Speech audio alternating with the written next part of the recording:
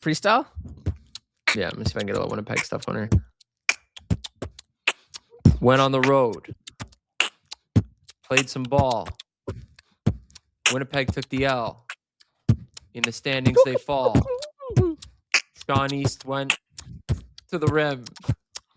Shot free throws to win it. Joey, look at the playoff standings. Yous ain't in it. That was pretty good. Actually, was pretty good.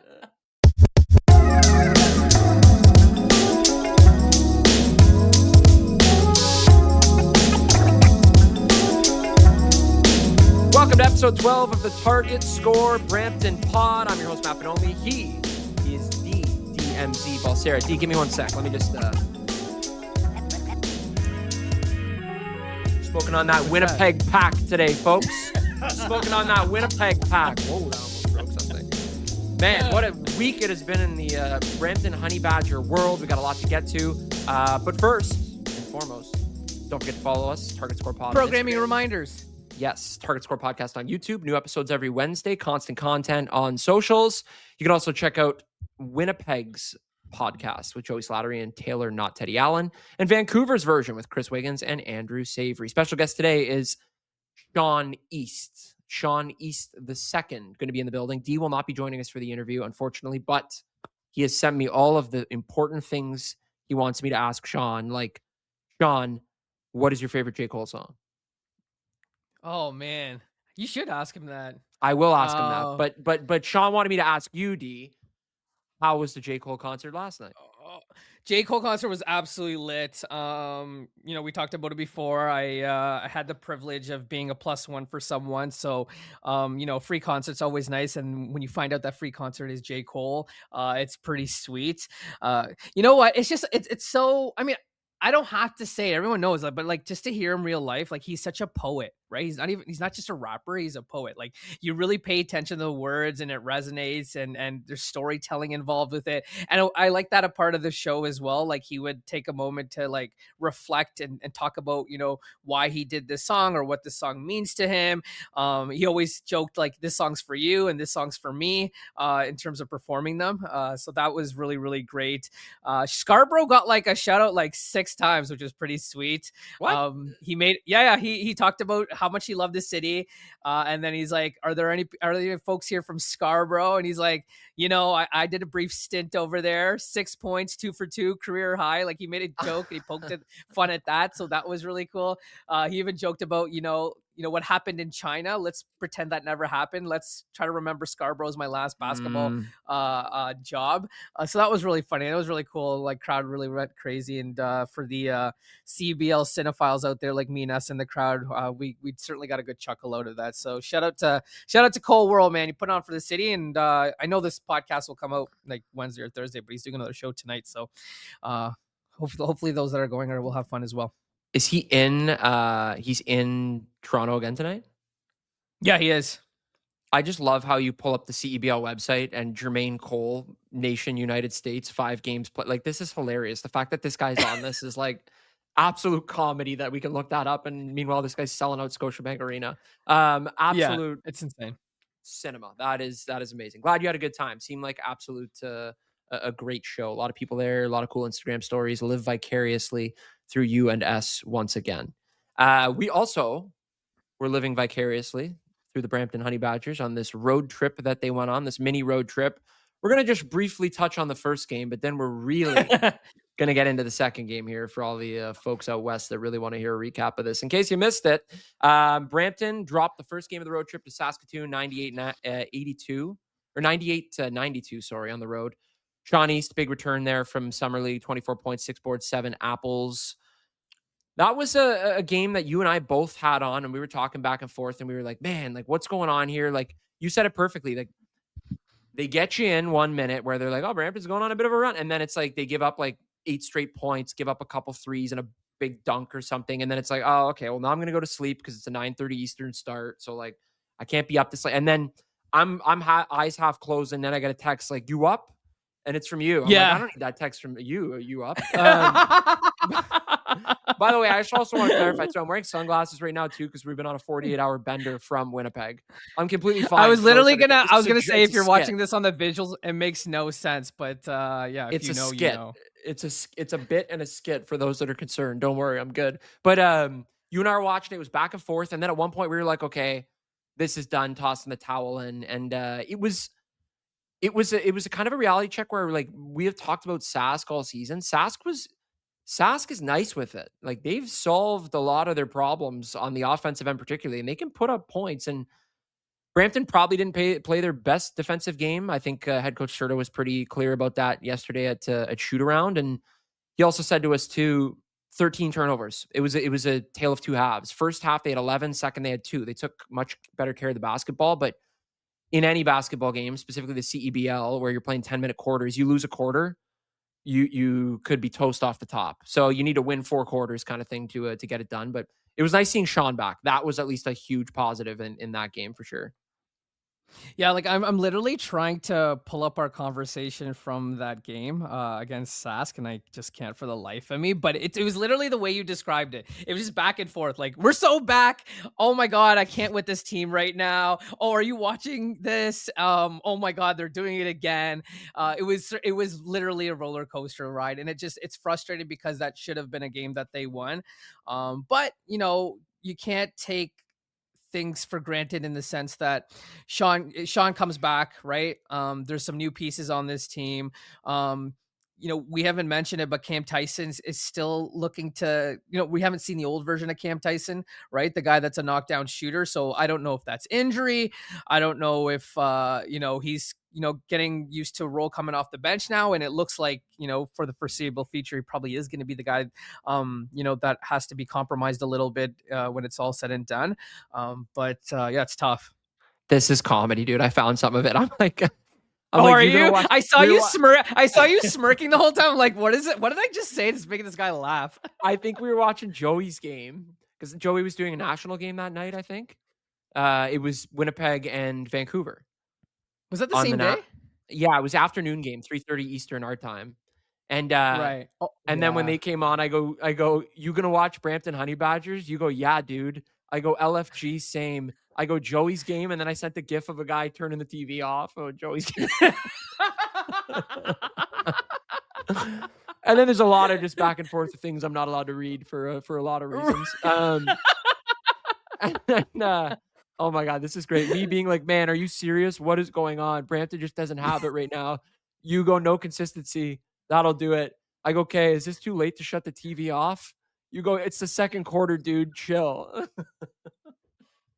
Man, this is like a breakdown in here. This is like therapy for God's sake. Yo, we literally, we could do a podcast just on our text messages, and I'm sure people would have a good hoot over it. Man, there are things that should never be released. Those are probably Well, it's like, high up on but the like, list. it's funny because I'm sure you will acknowledge this as well. Like when we're talking, it's our dynamic is so great because you're the most pessimistic and I'm the most optimistic. Like I'm half glass full, you're half glass empty, and so our conversations totally reflect that. Where it's just like, yeah, like 2 minutes into the second quarter, you're like, yeah, we're done. I'm turning this off. I'm like, dude, we still have like 2.5 quarters. I'm crying right now. Like 2.5 quarters left to play here and target time. So yeah, CEBL target time hates me because I'm the perfect person that's like 4-point game. This is over. I'm shutting it off. Yeah, that one was over though. That game was a bit of a rough one. I went to bed early and then caught the box score, and after I was like, okay. But you know what?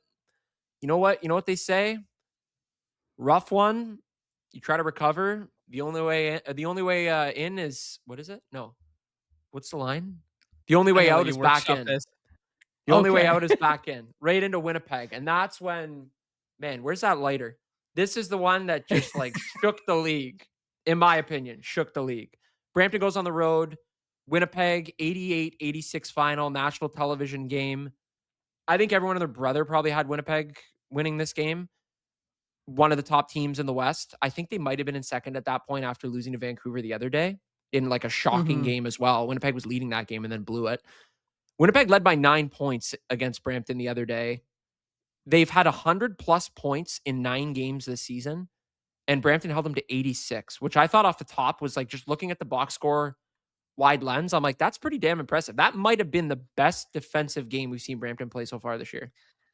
And I think I said this in our text messages that Let game me as pull them up. well. Like Brampton, no, Brampton somehow always gets teams to play their game. Like they just play this muck it up style, and every game that they play in is ugly. Like they really make the other team earn it, and even for themselves, they make it hard for themselves to earn it as well. And this is exactly I'm sure what Serta would tell you is the game plan. Like let's set the tempo, let's set what the parameters of this game will be, and have guys beat us on our level, right? And so this was a perfect indication of that. Obviously Brampton benefited from the fact that Teddy had foul trouble. Like, what did he have? Like 18 points at the half, 22 points at the half. And we're like, oh, great. We're going to get another 40 bomb from Teddy. And this is also the Yeah. second consecutive game for Teddy where he took himself out in the second half of a game, right? So Brampton really benefited from that. The one thing that I really took away from this game is like, man, Xavier Moon is special, being, so many years removed from the league, having a stint with the Clippers G League team, playing overseas, going through a terrible injury, like to the point that I think he like removed his social media and it wasn't even present online. Like Mm. he obviously went to like a dark place, and for him to come back and like he literally put that Winnipeg Sea Bears team on his back and kept him in contention. It was like watching Jalen Brunson. I'm like, can this guy not miss at this point? Like he's hit every big shot. And to Sean East's credit, he was able to respond, and that's what made it entertaining basketball for us folks at home. Yeah, so they had 57 points between the two of them, Teddy and Xavier Moon. And then Sean East, 38 points, which was a Brampton single game record. So a new record there. 38 points, 9 rebounds in 37 minutes. Head coach Serta said a couple things. I'm going to backtrack to your point a second ago. He said that this was the best executed game plan they've had all season in terms of putting it together and actually getting it done. John Ross also said that to me. Separate convos, which I was like, okay, this is the message. Like something really must have worked. Obviously, it did. They said they were going to let Moon live with like the let Moon shoot kind of thing, and like the big guys inside allowed that. But what they also kind of said too was like you can't use the same game plan twice, right? Because everybody shifts and adjusts so quickly that it's hard to kind of do the same thing, like carbon copy of the performance you had the other day. But he also said, sort of said, this was Sean East's best pro game he's ever seen. And he said that because he thought that maybe in the past, Sean would try to respond quickly with a shot when something wasn't working well. But this game in particular, it was like rush, rush, rush. But in this game in particular, he was very calm, came down the court, set the offense up, took control, got himself open, got good looks. Like there was not a shot in this game that I really recall seeing him take that was like, what are you doing? Like, why are you taking this shot? Like everything was like, and you rarely get that with him anyway. But there are guys like Teddy's Mm-hmm. taking shots where he's fading out of bounds. He's like kissing a fan on the court side while he's like dropping in, having some other drink at the same time, and then swishing a three. Like he does like crazy. None of that happened, by the way. But he disclaimer. But he But to his credit, he hits them, right? that's the thing. Like Javon Shepard said it on the panel, on the broadcast. He was like, man, like Teddy's shots are money shots. Like he hits money shots. And I'm like, okay, well, tough shots are money shots. Like, let him shoot those all you want. You live with it. And that's exactly what Serta said too. Like, you can't stop him from taking those. But Sean East was like that the other day. It was like he was hitting everything. And they need that leader. And I think this was like long overdue in his absence. I think they were waiting for someone to kind of be that guy. But the best replacement was actually having him come back and just assume that role again. Yeah, definitely. Like, and we obviously Roddy Peters has just been such a revelation for this team. That was one guy that you and I were just salivating through our conversations. Like, this is a guy. He's a dog, right? Like, he is not afraid to drive to the hoop. When there were big moments in that game, I love like when the ball is inbounded to him, like he kind of just puts his head down and he's going straight to the rim, and then like he'll decide in the moment whether he's going to take it all the way or just pull it back out. But he really Mhm. gives his team like a jolt of energy and charge, and we didn't know what to expect of him, right? Like we didn't even know if he signed with the team, but like he still had to pass his physicals, and they weren't entirely sure if he would be there. And this guy has just been such a spark plug for this team. And the Tavian Jones part of this, right? Like he's eventually going to figure out his role as well. Unfortunately, he's got to miss the next game against Montreal because of a suspension. With flagrant fouls, he's exceeded the Six number that you're allowed techs. to have. Six Texts, texts, yeah. sorry. So 6 texts. So like that comes at a shitty time because like I think Montreal would have been the perfect time for him to really get used to this roster and getting his foot in the rotation. But I mean I'm gonna let you break it, but like we got some exciting news coming up for the next 3 games as well, right? We got a ton of exciting news. The first piece of news that's breaking is Trenton Flowers.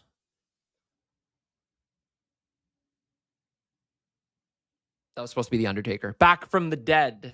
Back from the dead. We saw him get injured in Dung. Niagara. I was like, yeah, I'm like waiting. I'm like, Joey, put some cool music over top of this. He definitely will. Yeah, I would look like an idiot doing that. He's back from the dead. I was at the game in Niagara. We talked about this on the podcast the other day. I was really quick, hand up on this one, I'll wear it. I was really quick to assume that he was done for the year. I had these medical people that were at the game be like, hey, well, not on Brampton's side or Niagara's side, just people in the building that were like, I'm a doc. You know those people on Twitter where it's like some baseball guy gets hurt or like a basketball player gets hurt and they tweet the clip and it's like Dr. Jim Johnson. And he's like, I've been a medical professional for 15 years. That's a torn ACL. And then the next day it's like, Yeah, Matt was watching the game with Dr. Doolittle. yeah. At a River Lions game. Dr. Dewey. Yeah.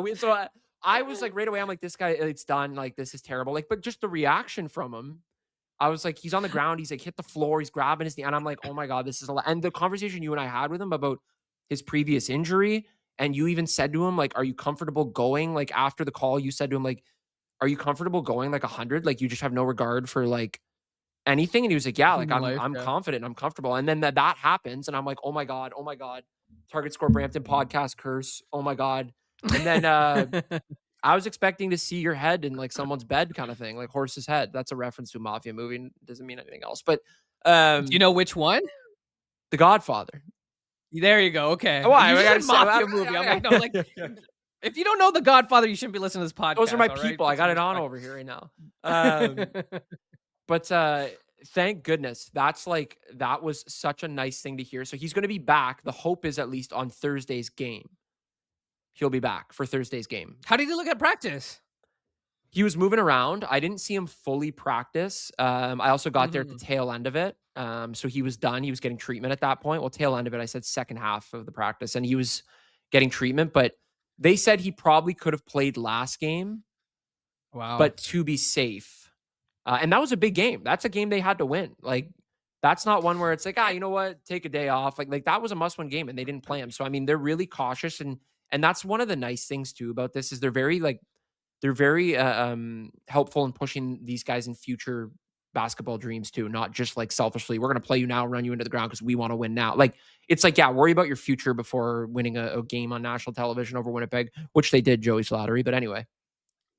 To your credit, I mean, like even during the national broadcast against Winnipeg, during the pregame, the panel, shout out to our guy Joe. Love to see some Brampton representation on the national broadcast. Joe, not Joey. We don't care about Joey.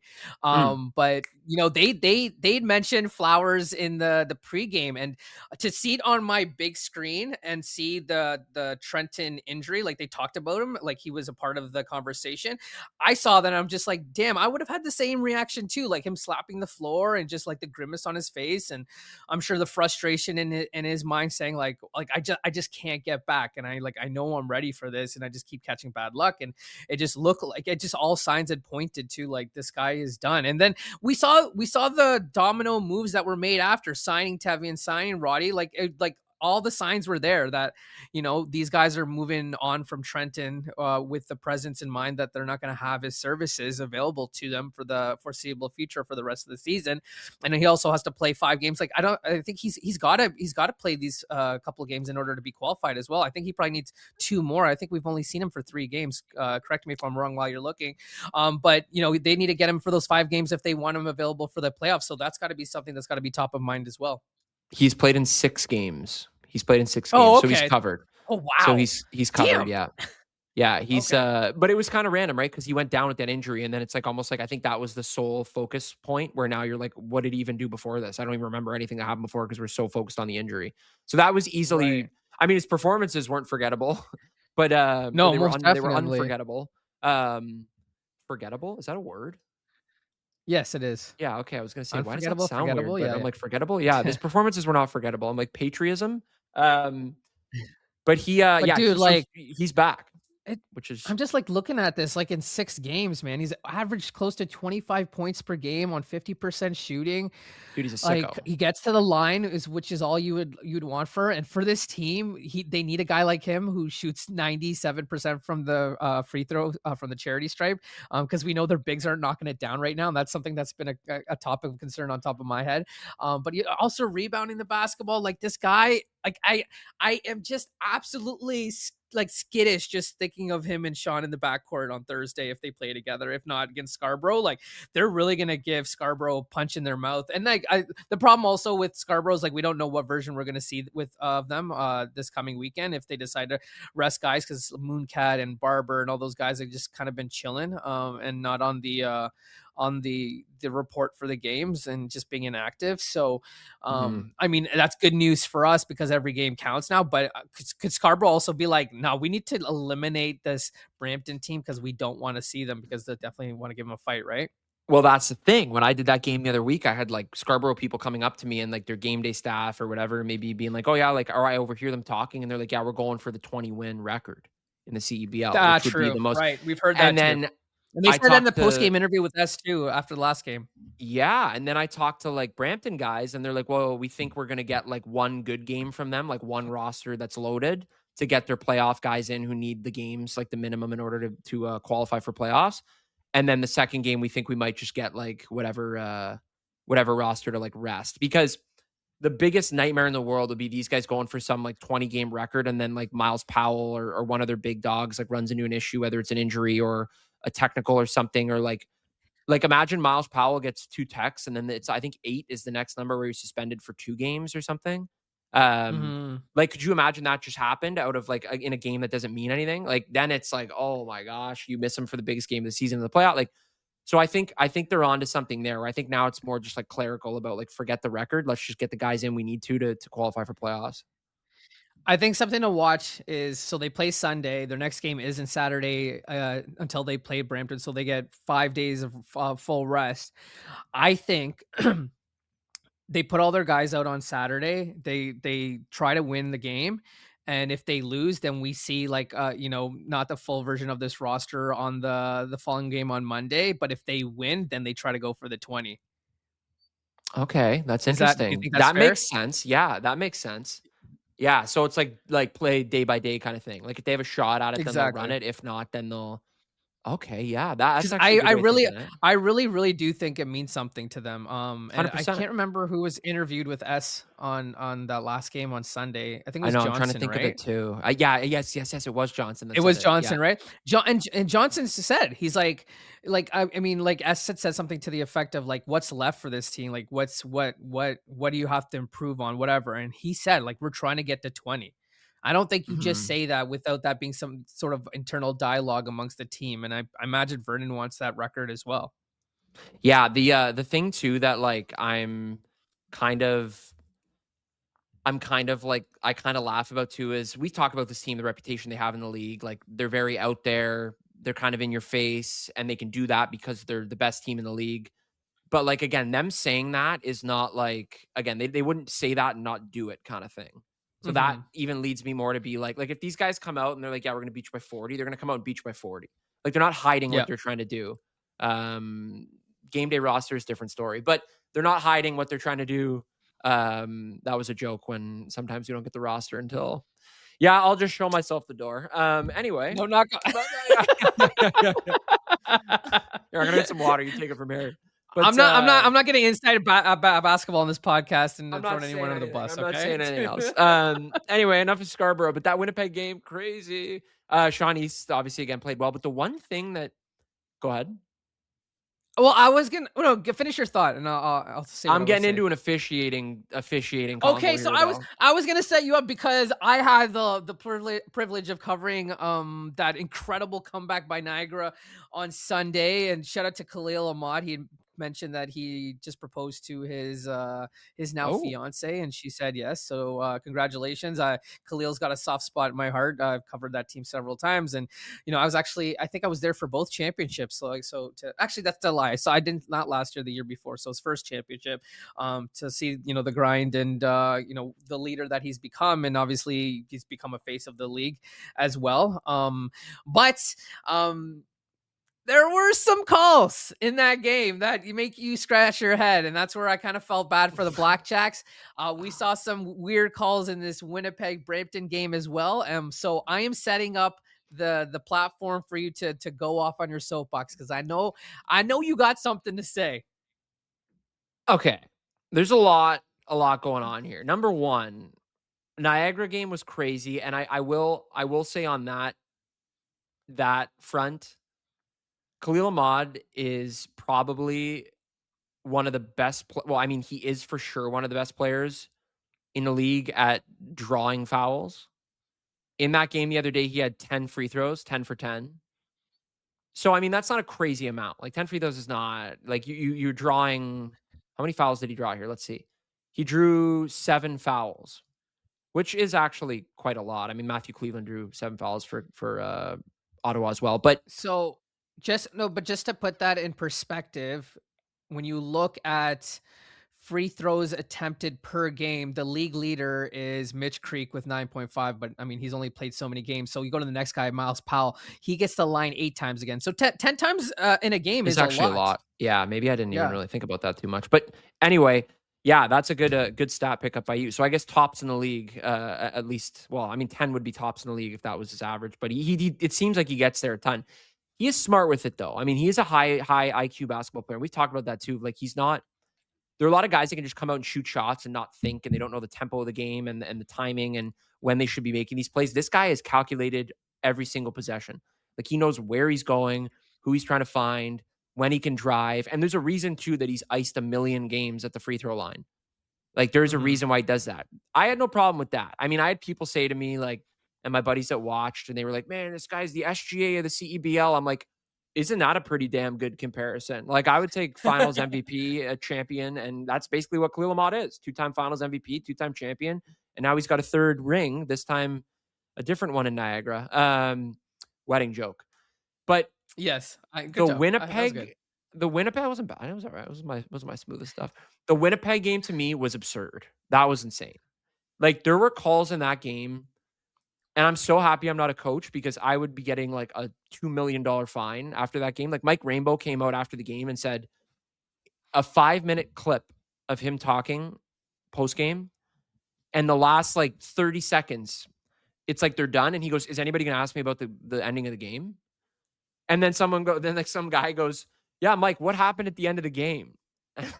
And then he like went off for like 20 seconds about how the official, who I'm not going to mention his name, you can find the clip back yourself, but he talks about how like he controls a game. He's done this to us before. Like the Teddy Hmm. technical, there are a couple calls that stood out to me. The Teddy technical, anything Teddy says most of the time is going to warrant a technical just because he's competitive. He says a lot of crazy things, I'd imagine, from what we can hear courtside, but that's just his game. Like it's like the Hmm.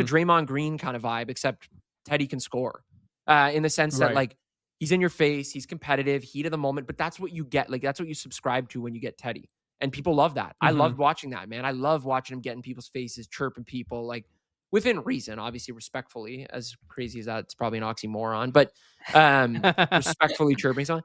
But like the rainbow technical, like Mike's talking to the ref. The ref, it's this same ref, running back down the floor, and he turns around to tease him up. And I'm thinking to myself, what could he have possibly said to him that far away? And Right. Mike seems like a real, I've never met him, but everybody I talked to, very nice guy. Like again, Hmm. heat of the moment. It's a competitive game. That to me was just kind of like what. Then I look at other calls.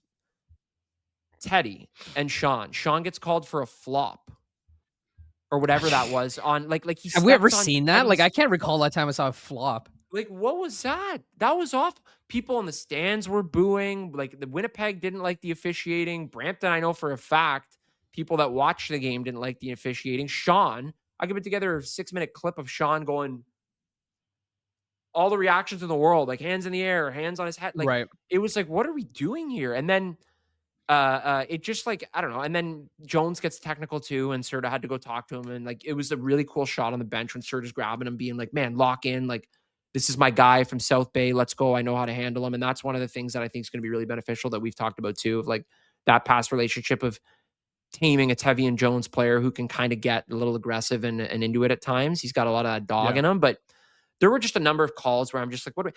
And I will say this for all the fans in Winnipeg, they're gonna be like, this is biased. You don't sound like that. You would just say this is biased. Um, but the ending of the game, like Deshaun 3, that easily could not have been a foul. Like that could have gone either way. And obviously, am I happy that it went the way it did? Sure, because we're associated with the team. But if it didn't go that way, I wouldn't have been like, that's a foul. Call that, man. That's BS. Like, no chance. And I get why now, like the comment, like social media blew up.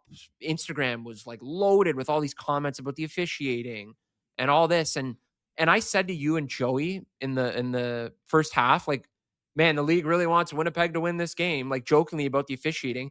Well, all the comments after were like, man, the league really wants Brampton to catch Scarborough. And I'm like, well, that's impossible, number Yeah. one. But like the joke was like, they really want them to, and but it was just like, I don't know, man. I honestly, and I'm being honest, I can't remember a game that was officiated like that where I sat back and was like, damn, this has really taken over a lot of the game. As head coach Rainbow said, like that ref took over the game. And he's like, I don't know why the league keeps letting him do this, especially on a national broadcast.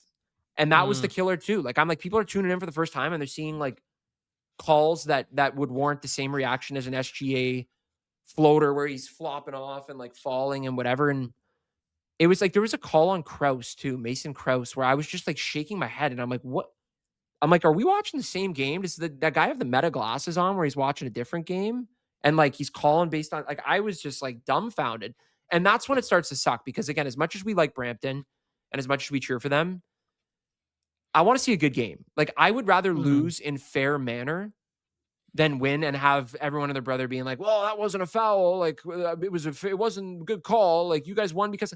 I hate that. It's like the COVID championships when everybody's like, "Well, like you only won during COVID, like shortened season, whatever." It's the same thing. I'd rather win a full season World Series than be the Dodgers and win that shortened World Series, even though they were probably the best team in baseball. Aside, um, but that was the thing that kind of bothered me where I'm like, man, national televised game, big stage, and we got the first thing that the big story of this game is the officiating. And that hasn't been a problem in this league either. Like there has not been bad officiating in this league. Like you and I would be the first people to tell you that too. Like we have never seen a game where it's been like, man, these guys blew it. The refs cost them the game. Like except for maybe Calgary and Vancouver when I was gonna say, don't it tell depends Mitch who you Drake ask. that. Yeah, it depends who you ask.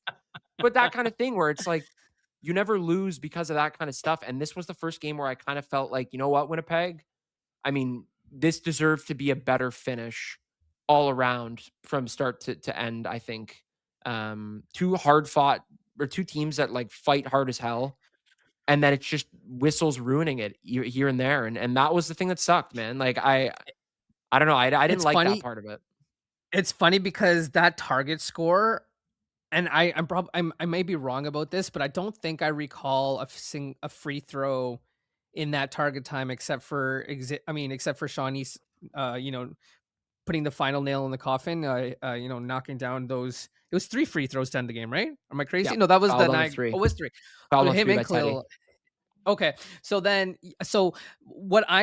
thing is like that target time was being set up as cinema, right? Like you had Xavier, you had East going back and forth, these big shots, and you're like, man, this is going to be a storybook ending to this, this game on national television where somebody's going to hit a game winner, right? Like what we've been selling everybody on, this target time ending, right? Like the way you should be ending a game.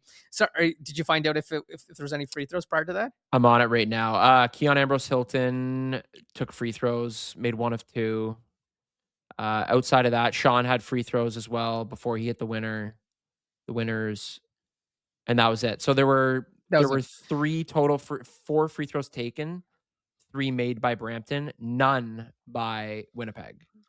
Winnipeg. So, it set up the stage for this final that would be replayed, probably used in highlight reels for a recap, whatever the case may be.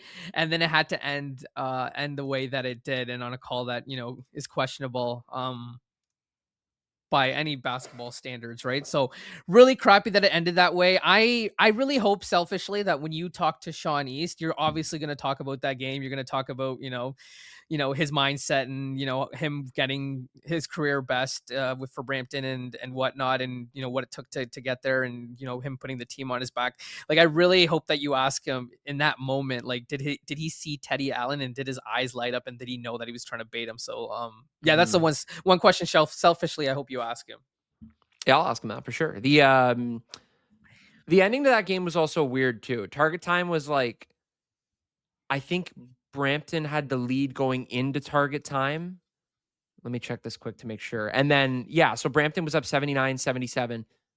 And then they kind of like flew out to this big lead where they were up 85-79. And then they blew it. Yeah, Like yeah. they Oh my choked god. away quick. Like they gave up what? What is that? I was Seven shocked. I straight shocked to points? have hair, dude. Because like, remember, it was hero ball after hero ball after hero ball. And I know you mentioned earlier that Sean, usually doesn't take a bad shot, or any shots that he takes, and you're like, oh, like, that's not a bad Yeah. shot. But there was a lot of moments in this game, like, you could tell he really wanted the moment, and he really wanted to be the guy to end this game, and that's where it became really, really frustrating because, yeah, Winnipeg just kept taking advantage of that opportunity and kept chipping away at that lead. Yeah. So they had 1, 2, 3, 4, 5. So they had five missed shots between when it was 85-79 to 86-86. They had five missed shots. And then that was when Sean hit the three free throws to. So like Winnipeg also had chances to win this too. Definitely. Like they had they had a Definitely. turnover and a missed three from Teddy that they could have used as an opportunity to score too. But for a minute there, like I And like, texted a couple people when they were up 6 and I was like, or 7, and I'm like, this is over, whatever it was. And like, I'm like, this is curtains, like what a win, whatever. And then I'm wait, like, yo, bro, we started popping bottles. Like, you and I were like, oh, do we need to hop on this live after with Joey? Like, do we need to do this? Do we need to do that? We started planning the parade, right? We had yeah, really jinxed it. And I mean, I threw Sean under the bus, but it was also a lot of other guys, both sides, where they were just like trying to hit these home run balls and trying to end this game, or be the heroes. So I think we see too many times in target time, right? Like, these teams kind of forget to play team basketball, and you kind of rely on your stars to do their thing. Um, and it gets really frustrating and really tough as a fan sometimes. yeah, absolutely, right. I mean, Joe says that all the time to us, like, don't play hero ball. Like, there's a strategy to it. Like, and Serta's been so good with that in target time with his team too. Of like, we know like what we need to do. Like, if you're down 3, take a quick bucket, go draw a foul, Hmm. try to hit the bucket and one, like possession by possession. Don't go for the kill shot every single time because if Brampton would have lost that game, I'll tell you right now, it would have been ugly. Like There, that, there, like you're there, looking there at it. there would be no episode 12. No, oh my God. Yeah, we would shut this whole thing down. They went to the steakhouse after to celebrate in Winnipeg. There would have been no dinner. Oh No my one's god, eating dinner that that night. photo, like, we that photo warmed our hearts, though, eh? Like, when It we was saw that nice. pop up in the time, I was like, that's our team. And wait, I just slapped the mic here. I'm getting too excited. Serta said to me they went to, I think it was High's Steakhouse. I don't know if I'm pronouncing that right. And Okay. then Earl's after. Of course they went to Earl's I'm like, after. so you guys did, there was an AP after and it was at Earl's, man. Um, I wonder if Serta goes to every town and scopes out where an Earl's is.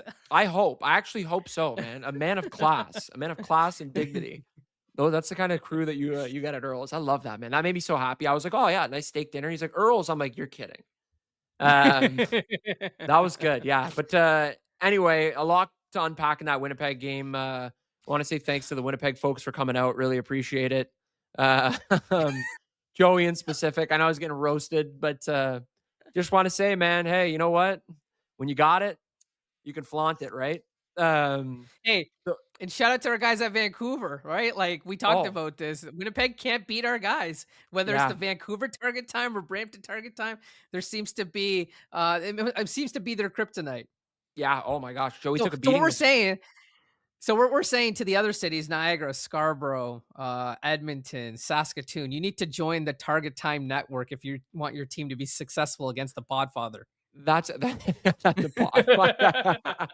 That's the only way to beat it. Put out a 40-minute episode and you're in good shape. But like you mentioned earlier, you get Scarborough twice. You get Montreal at home on Thursday, and then home and home with the Shooting Stars starting in Brampton on Saturday, then the last game of the season on Monday. And Serta said, we want the best Scarborough team. We just talked about it a second ago of potential roster we might see from Tyrell Vernon and his squad. They're always sneaky. They always have a game plan. But Serta said they want to play the best team that Scarborough has, and they want to have their best players on the floor because that will help them prep. I mean, I know they had that preseason game where do you remember the preseason game we went to where Brampton beat them by like 50?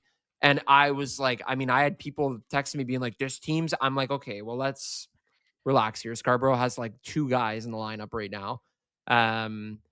So I don't know. I keep thinking back to that. And then I'm like, we got a totally different Scarborough team as the season went on. And now it's like, do we see that same team? Like they're tricky. They're sneaky. Like they always know what to do. And again, I would love to be able to predict. Like I think your prediction is the best so far. If they win, they win the first, they go for 20.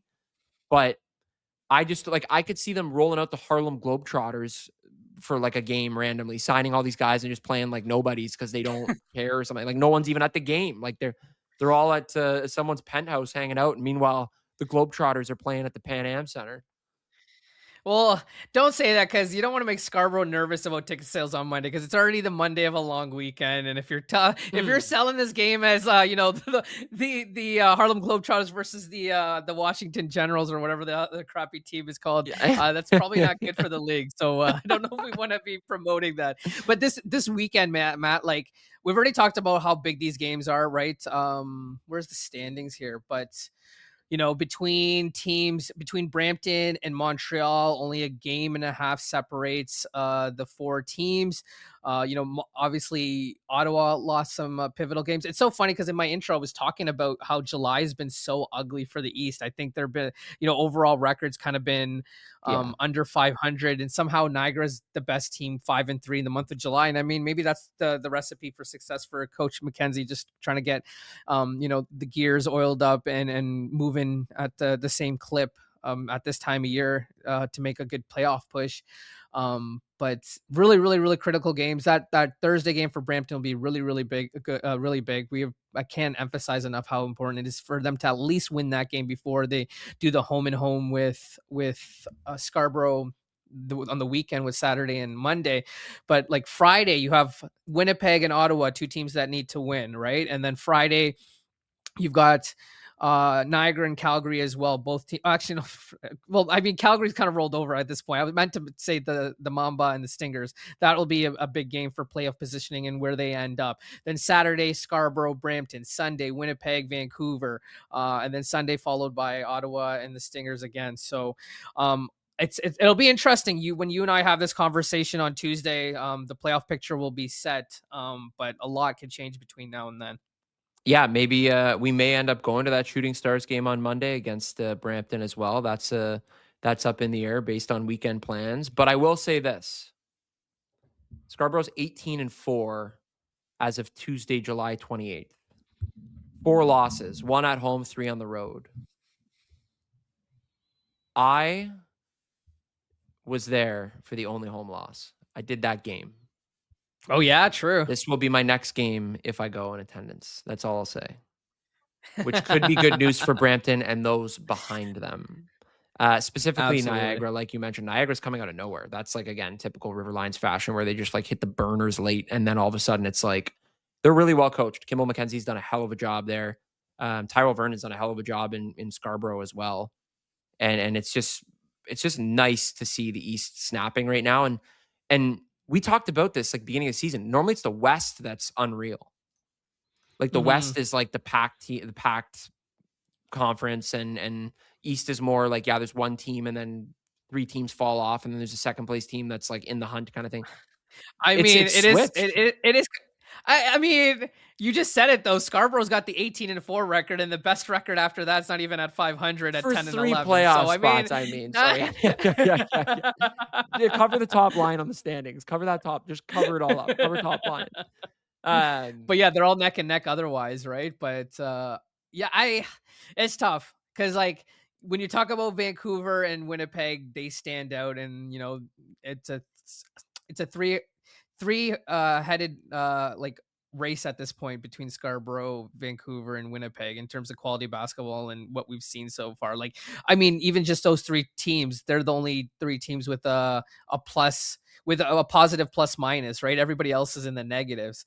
Um, it's just been so frustrating that the East team just really hasn't been able to take advantage of the situation. And I mean, you've already talked about Niagara slowly starting to take advantage of that, winning 3 out of their last 5, and then the other teams yeah. haven't been able to do such. So it's gonna be scrappy, man. It's gonna be ugly, but when the playoffs start, uh, you don't know what to expect, and we've seen it in so many Final Fours where the team that gets the bye ends up throwing a couple of haymakers and making things interesting, which could be the same case once playoff time starts and these teams have their full rosters.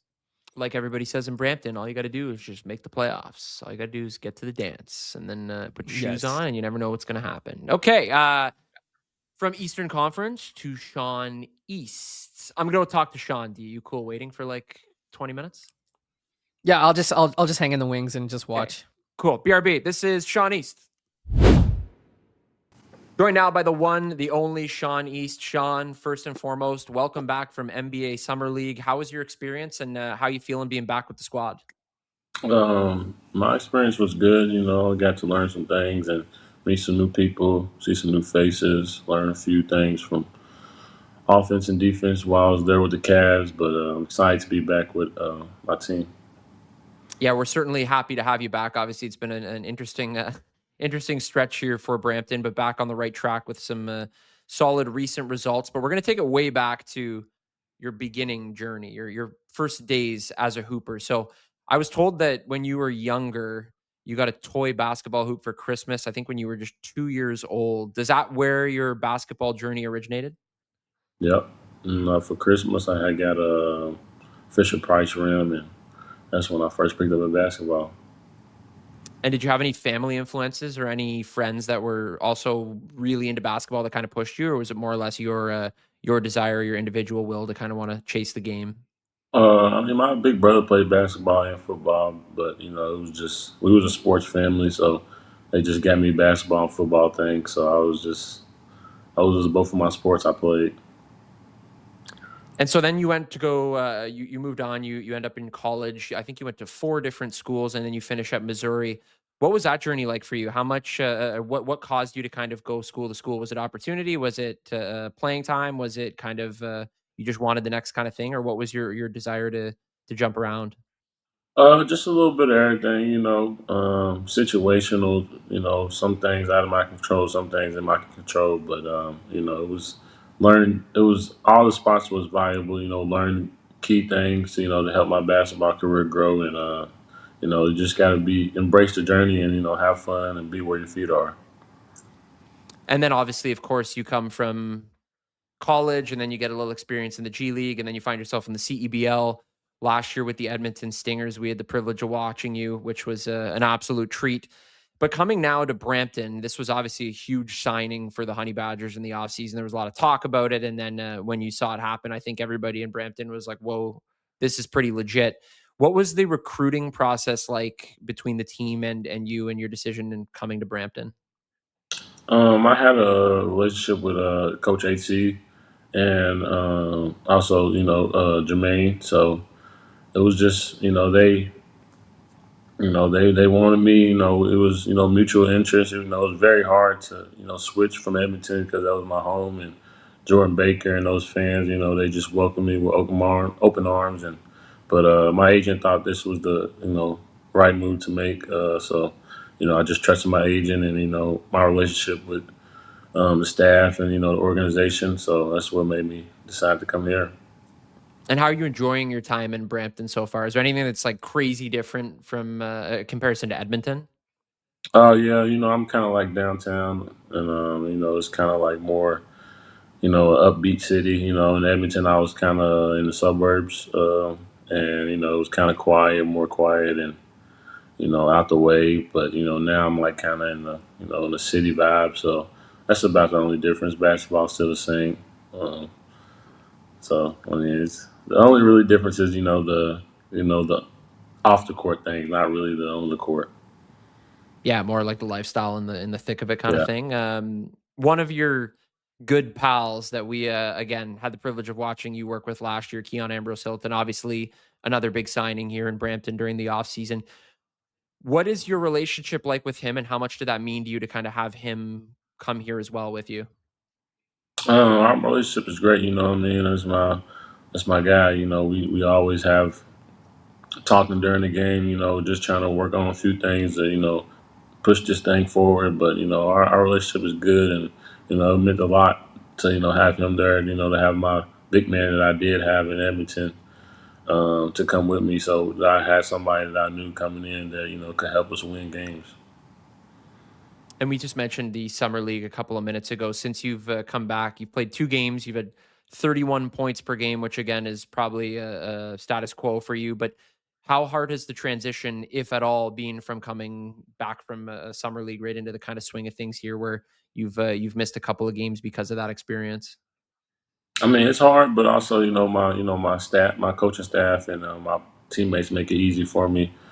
Put me in the right spots, welcome me back in, and trying to get things right back to how they was before I had left. So, you know, I just give credit to my coaches and my players for just helping me out and showing me things that we've been doing while I was gone. And, me picking up on them and just trying to execute those things.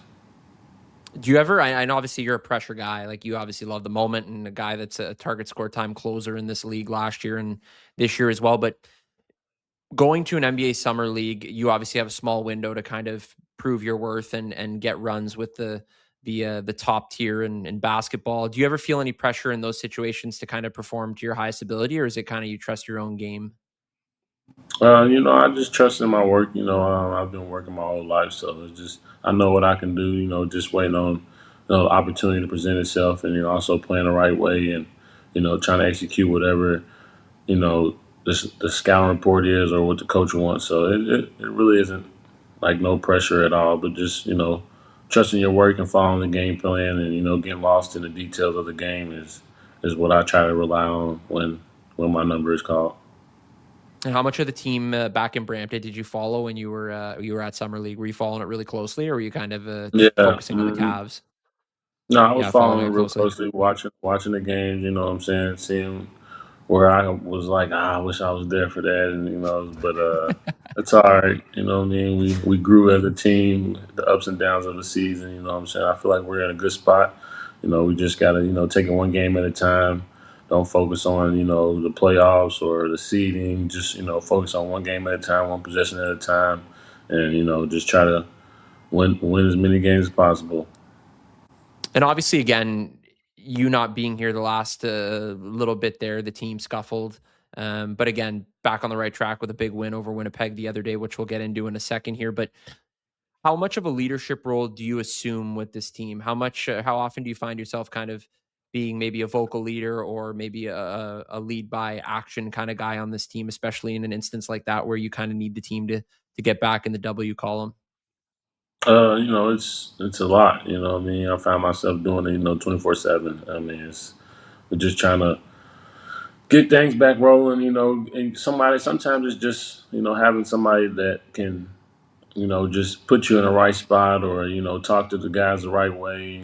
Just or even having just a little bit of confidence back. From me just being there. So it's. I mean, I know the role that I have to do, so I just try to execute that and be that for my teammates and my coaching staff. And is this safe to say? I mean, we talk to people across the CEBL and they kind of marvel at the roster construction, but is this safe to say in your basketball career, this is probably one of the most deep teams in terms of guard play? That I play for? Yeah. Yeah, maybe. I mean, I've been on some pretty solid teams, so I mean, I don't really want to compare it, but I like our guards that we got right now. Me, Trent Flowers, and Roddy. Like, I think it's a good backcourt to have, and I'm excited for it all. Come together once Trent comes back, and let's all gel together and get this thing rolling. What about Trenton? Are you excited to play or to kind of try with him, experiment in terms of like your offensive styles of play? Just excited to see it all mesh together. You know what I mean? I feel like we got a complete roster now. From the front court to the back court. The great coaching staff. The ups and downs have been. We weathered them, so now it's time to put that behind us and let's get this thing rolling. So we mentioned the Winnipeg game a moment ago. You had 38 points in that, which is absurd. That was a CEBL career high for you and a new Brampton Honey Badger single game record. You have history in both Edmonton and Brampton now. You're in the books forever. Do you ever kind of sit back and appreciate that, or is it kind of just like that's part of the game, move on and look forward to the next thing?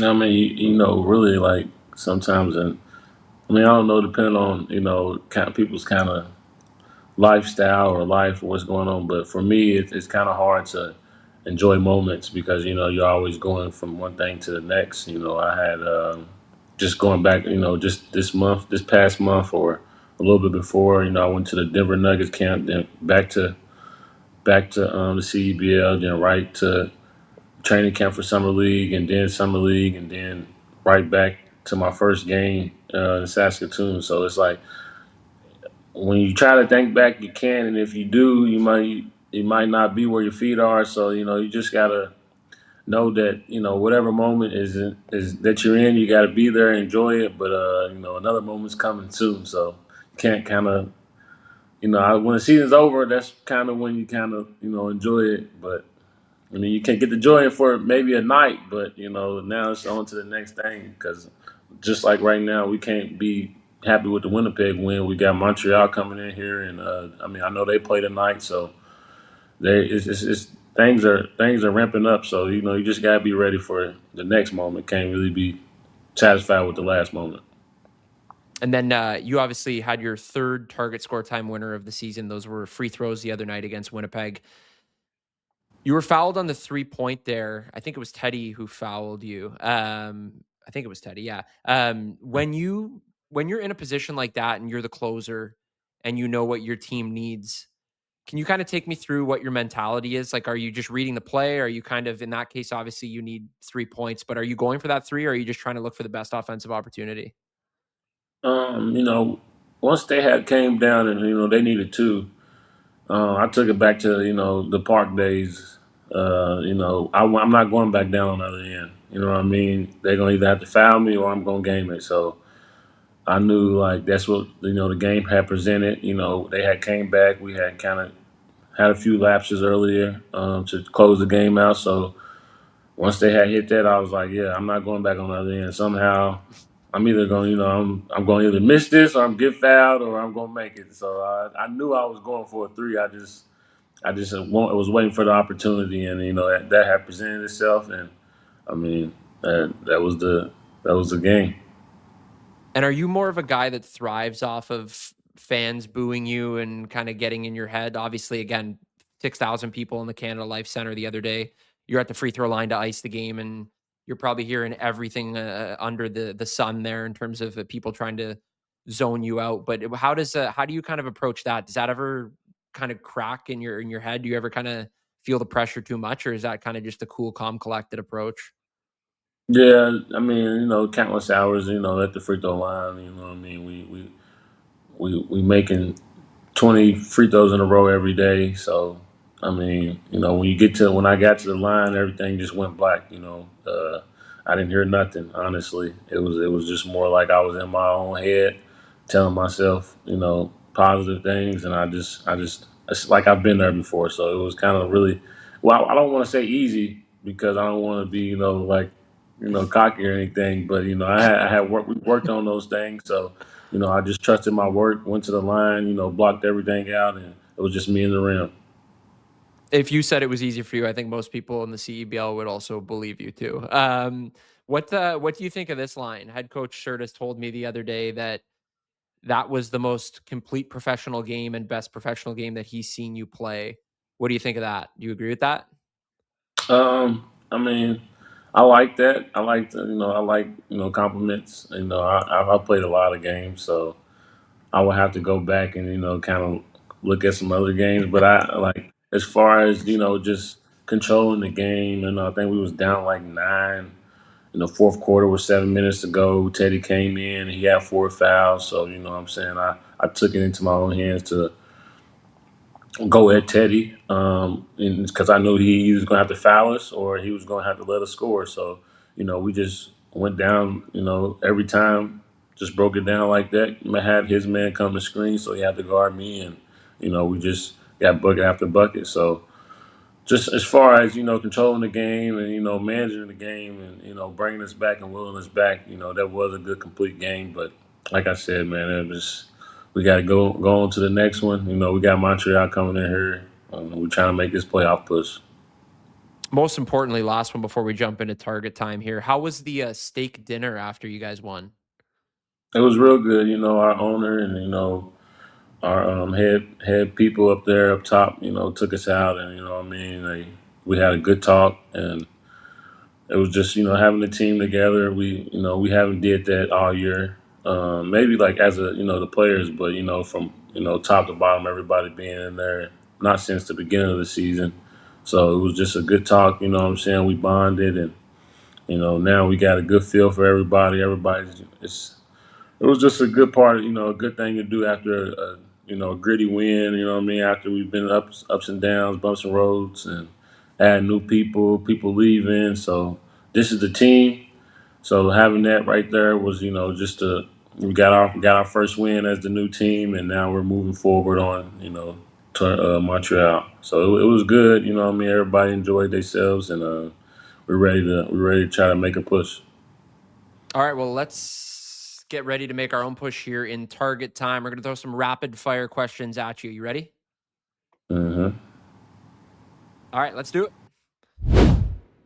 All right, it's time for target time, the slowest form of rapid fire ever. Sean, I got an easy one for you, I think, at least off the top. You're a Kentucky guy. Do you support the University of Kentucky or the University of Louisville? First of all, we don't. I'm not a Kentucky guy. I'm a Louisville guy. We don't claim Kentucky. When you're from Louisville, you just say Oh, Louisville because Louisville is just on. People think of Kentucky and think farm and what I mean. But Louisville's the complete opposite. You come to Louisville, you know what I mean. You might be walking on eggshells a little bit. You know what I mean. It's not like it. So, but I didn't do neither. I mean, I like both universities, but I didn't support neither. I don't care for it. Last time I supported Louisville was when Lamar Jackson was there. I loved watching him play football, but as far as any other, I don't really care about the universities. are you a football? So you're a football guy then too, obviously? No, yeah, big football guy. I played football all the way up until my first year in high school. So yeah, I miss it, but too much contact for me. Yeah, you're in a But better spot now uh, for sure. That's yeah, What about NFL? Who's your NFL team? I used to be a Saints guy until Drew Brees Yeah. retired. I grew up liking Reggie Bush, so that's how I became a Saints fan. And yeah, once Drew Brees retired, I stopped being a football fan. I mean, I still watch Yeah. football, but I don't have a team. Yeah. Or were you a running back when you played? Quarterback. Quarterback. Oh, okay. The big dog. All right. I should have assumed that. Sorry. I should have known You that. don't see Sorry. you don't see my passes, my full court Yeah. passes. Yeah. I see your dishes a lot. I didn't put two and two together there, but that makes sense now. I look like a fool now to not assume that you were the quarterback. You've obviously played a ton of places, really cool experiences. What's the weirdest thing you've ever signed for a fan? I've signed a forehead before. I mean, I don't know. I mean,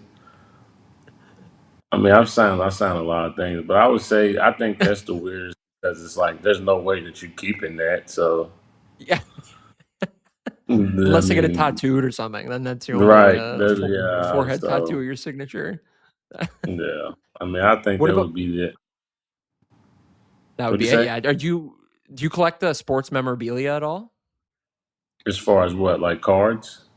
Yeah, like cards, like jerseys, helmets, any of that kind of stuff? I wanna start to get into the jerseys once I get a house in my future. But right now we have like my friends that's made it like to the NFL. I got his jersey. One of my friends that's made it to the league, I got his jersey. So once I get a house, I'll start collecting more. But I don't. That's about it. I don't really do the cards or any other things. Yeah, it's like a full-time hobby, I guess, too. Like I Mhm. said, you're Mr. Target Score Time. What's the biggest shot you've hit in your career at any level? One that you'd maybe like to relive, or one that when you kind of think of being a closer, one that you think of, oh yeah, like I did that. I can't believe I did that kind of thing. Um, Let me think. I would say maybe the game winner at Mizzou. We was down like 25. We had battled back and we was down one. No. We was down two, and coach drew up the play for me, just like one for a flat. And I went down and did a pump fake, and he jumped. I shot it. It went in, and I got to the free throw line. So that put us up one, and we ended up winning the game, coming back from like 25 points. So that was kind of like that was a crazy Was experience. was it what was it like playing in front of like a ton of fans in college, that kind of vibe? Was that like everything is I obviously being in Canada, I mean, we have U Sports and the gyms, as you could probably see, are not as busy as a lot as a lot of the gyms are in state schools. But is that everything kind of that we would see in movies or kind of see when we go there? Is that a pretty unreal feeling to play in front of that many people? Yeah, for sure. I mean, I played a lot in front of a lot of people in high school too. 'Cause I went to school in Indiana, and that's a really basketball state. My high school team was Romeo Langford, and Yeah. he sold out arenas all 4 years. So once I got to college, it was just like this is what I'm really used to, honestly. So it was. I mean, it's amazing to be playing in front of. You can't take it for granted, but it is definitely everything you see in the movies or will dream about is playing in front of that many fans every night, and whether you are at home or away, the SEC is one of the best, if not the best, conference to play in. So it was real nice. How many times have you seen the movie Hoosiers? Maybe I'm not really, maybe like 3 times. No, that's more Not, than the I'm not, average, I would say. You're ahead of the game. yeah, maybe 3 times. I'm not like a big Hoosier guy or nothing.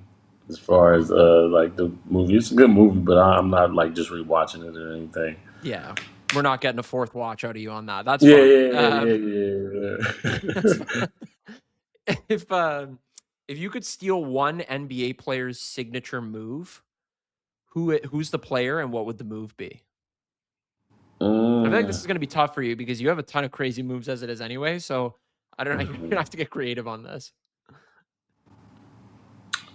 I mean, if anything, it would be just to be taller, and get Giannis's ability to go to the rim Giannis. because Okay, he's so on height and Giannis. height, and then Giannis is just ability to get downhill whenever he wants because you just can't guard him. Do you have a Um, favorite NBA player right now? not really. I was a huge Kobe fan,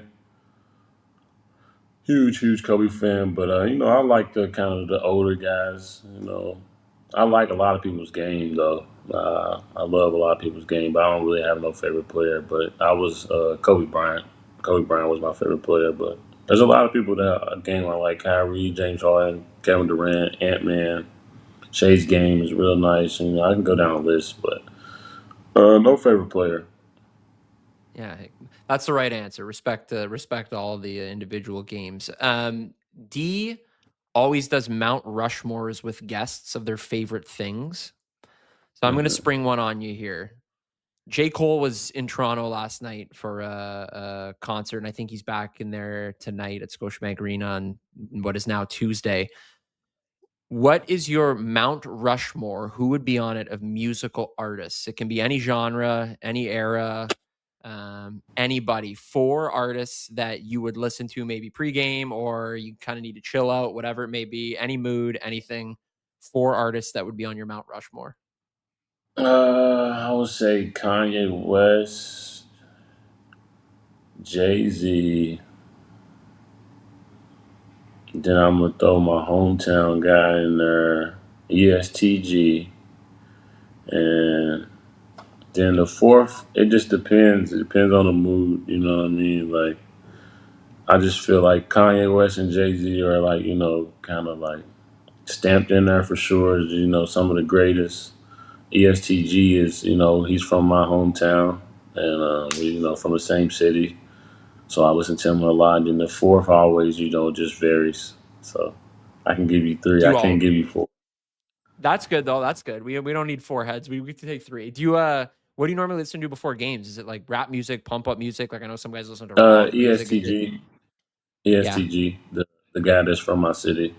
He's a rapper from my city, ESTG, yeah. So yeah. Do you guys normally do Go ahead. No, go ahead. No, he's just from my city, so I can relate, things you talk about. You know what I mean? It's just it hits home because he's from the city. Just like Drake hits home for people in Toronto or in Canada, like they know what he's talking about. It's the same thing for me. Like whatever he's talking about, I kind of know because he's talking about things in Louisville. Do you have any concerts planned right now, or anything that's on docket for any music stuff? Man, I'm actually pretty busy, man. I mean, right after this season, depending on how we finish out, say we win a championship, I'm going right to G League United. We're going to China. We're going to China to play the Shanghai Sharks from like August 19th to September 1st. Then we're going to the FIBA International World Cup the 22nd, September 22nd to 27th, and I have to have probably a few days of training camp before that. So, I mean, I wish I had some on my list, but just basketball. No music, all hoops. Sean, you crushed target time here. We appreciate you doing this for us. Thanks again for joining the pod. No problem. Special thanks to Sean East for joining the pod. What an awesome guy, a perennial scorer, a little bit of everything with that guy, D. It makes sense why he is not only an MVP on the court, but MVP off the court as a human being as well. I had all the FOMO in the world. So good job on you on landing the big fish. And, our final podcast of technically the regular season going out with a bang. And then I don't know how we're going to top it up for a playoff preview, but we got some ideas. So stay tuned. Yeah, we're also doing lives now. Joey Slattery has started doing lives on the Target Score Podcast Network. So you can check those out on YouTube as well. Instagram too. Should we do our first live on Saturday night after the game? I think we should. We got places to be. Okay. Yeah, the way you look at me, you're like, D, I got plans after. I've got no. Yeah, I'm gonna cancel my plans. I mean, people can always. Let's set the bar high. Let's try to do a live and also try to get a guest in the building live with us. Would love that. Okay, yeah, bar high. Okay, we'll check back in on this. We've got receipts now, so we need to get that done. Yes. I like accountability. I like that idea. Accountability is everything. You should be held accountable as well. Following Target Score Pod on Instagram, Target Score Podcast on YouTube. New episodes every Wednesday. Constant content on socials. Don't forget to catch Brampton in action on Thursday at home against Montreal. Then the home and home with Brampton or with Scarborough on Saturday. Then Monday. And you can catch it all on D. Give me the tag. Give me the tag. Where can these people catch it? Ready? It's throwing a break. Ready? You're watching CEBL on CBL Plus, CBC Gem, and YouTube. First time I did that this weekend. Man, walk off by D. What a way to end episode 12. Thanks for watching. See you next time. Don't forget to see Spider-Man this weekend. Pew, pew.